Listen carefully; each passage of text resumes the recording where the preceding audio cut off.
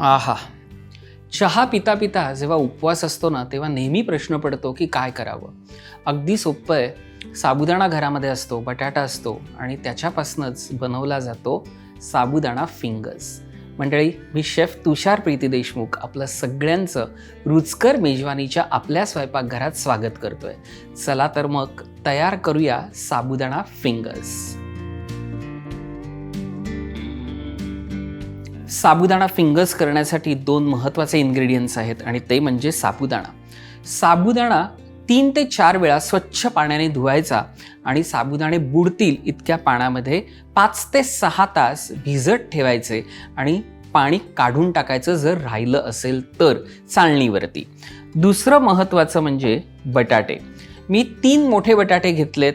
ते पाण्यामध्ये स्वच्छ धुवून 3 शिट्ट्या देऊन त्याची सालं काढून किसून घेतलेली आहेत. आता आपल्याला हे दोन्ही जे घटक आहेत ते मिक्सिंग बाउलमध्ये घ्यायचेत.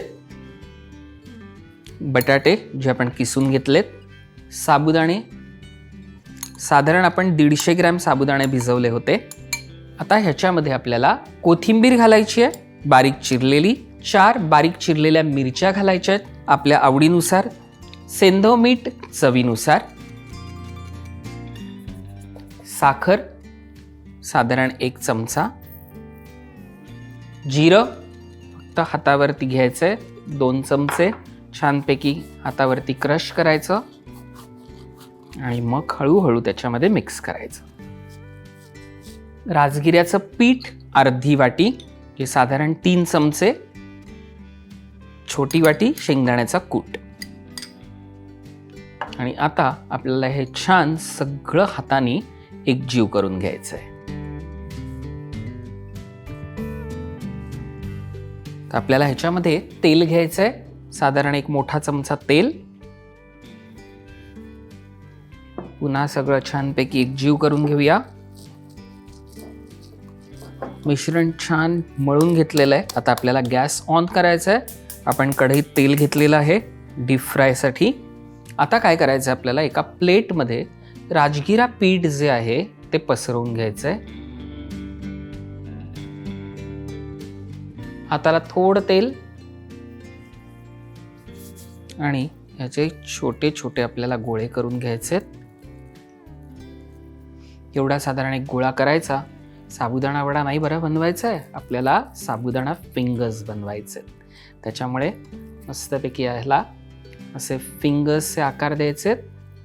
छानपैकी असा आकार द्यायचा, राजगिरा पिठावरती घोळायचे आणि अशा प्रकारे हे सगळे फिंगर्स तयार करून घ्यायचे. साबुदाणा फिंगर्स सगळे तयार आहेत. एका बाजूला तेलही गरम झालेलं आहे. आता हे जे फिंगर्स आहेत ते आपल्याला अलगदपणे ह्याच्यात सोडायचे.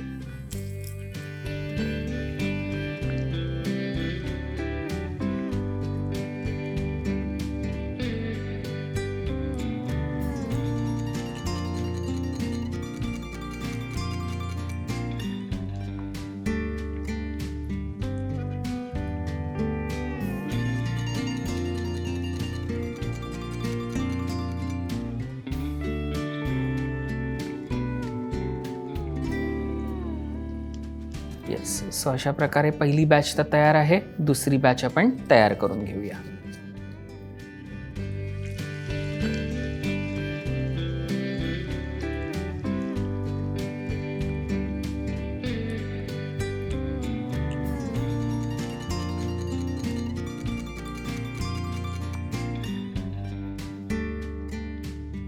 साबुदाणा फिंगर्स तयार आहेत.